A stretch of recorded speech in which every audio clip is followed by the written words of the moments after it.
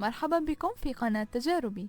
فيديو اليوم سيكون عن الوصفة الأساسية لشوربة اليقطين أو القرع مع الجزر والبطاطس اللذيذة والمفيدة للغاية.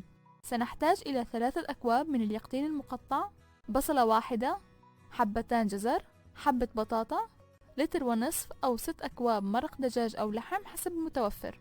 وقبل أن نبدأ بالوصفة لا تنسوا دعمنا بالطريقة التالية: ادعمونا بالاشتراك في قناة تجاربي عبر الضغط على زر الاشتراك الأحمر، ثم الضغط على زر الجرس حتى تصلكم التنبيهات فور نزول فيديوهاتنا الجديدة، ولا تنسوا اللايك.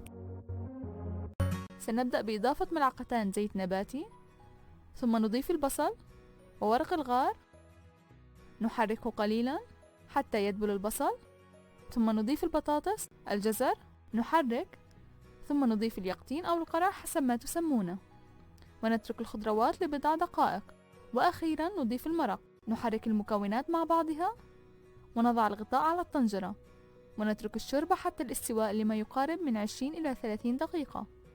عند انتهاء المدة ونضوج المكونات نبدأ بوضعها على دفعات في الخلاط الكهربائي، ثم نعيد الشوربة مرة أخرى للطنجرة. انظروا إلى جمال القوام الذي لا يقاوم، ثم نضيف الملح والفلفل حسب الرغبة، واستمتعوا بلون ورائحة وطعم شوربة اليقطين بأسهل وأسرع طريقة ممكنة. أنصحكم بتجربتها والاستفادة من عناصرها الغذائية الغير محدودة. يمكنكم تزيين الشوربة بالخبز المقرمش أو البقدونس. يمكنكم الاطلاع على المقادير والطريقة بالتفصيل في صندوق الوصف في أسفل الفيديو.